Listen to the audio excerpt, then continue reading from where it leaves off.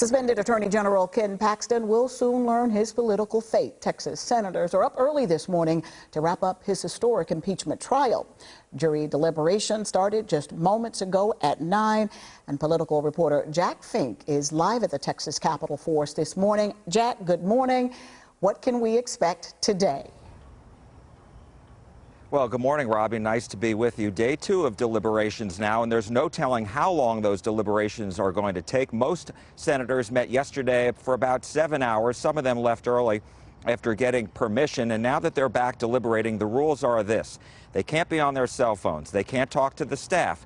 They have not been able to watch or read news reports about the trial. They haven't been able to talk to anybody outside of the Capitol about the trial. They are going to be deliberating through the weekend, as long as it takes if necessary, and the lieutenant governor warned them yesterday that if they are still here tomorrow night, late in the night, deliberating, he may sequester them and they may have to sleep at the Capitol. Wow, Jack, so how is all of this playing out politically? Well, Robbie, as you know, there is a lot of political pressure, particularly on the Republican state senators. Most believe that the Democrats are going to vote to convict. So one of the big developments yesterday here was that Attorney General Ken Paxton actually came back to the trial to watch closing arguments. It was his first time being at the Capitol since the first morning of the first day 11 days ago, and one wonders, what did senators think about that? Now, he didn't have to be here, but his wife, Senator Angela Paxton of McKinney, did. She was required to attend, and she cannot vote, and therefore she is not taking part in the deliberations.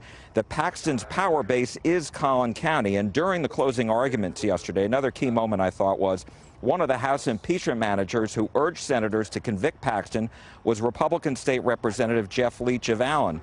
He told senators he was once very close to Paxton, a very dear friend, someone he traveled with, someone he went to church with, someone he thought of as a mentor. But he said that changed and that now Paxton should be removed from office. Leach was one of 5 Republican state representatives who represent Collin County who voted to impeach Paxton on Memorial Day weekend. For the update. Now, as we wait for a decision, what's the threshold for senators to convict him? Well, it's a pretty high bar. There are 21 votes needed, or a 2/3 majority needed to convict Paxton. And if he is convicted on any one of these articles, he's going to be removed from office. And then senators will also be able to decide whether they think that he should be disqualified from ever holding state office again. Now, if he is acquitted, then he's going to be returning to his job at the Attorney General's office. He will once again resume his duties. And just going back to the scenario, if he is convicted, this sets off a whole other set of 2024 implications, because then Governor Abbott would appoint an Attorney General. There would be a special election in November of 2024. There would be primaries this March, and the winner of that election in November would then serve the remainder of the term through 2026 until the next election. Robbie? A lot to watch, Jack. I know you will stay on top of it. Thanks so much. And of course, Jack, as I just mentioned, will continue to bring you the latest information this morning from the Capitol. We'll have another live update from him at 10 a.m. right here on CBS News Texas and online at cbsnewstexas.com.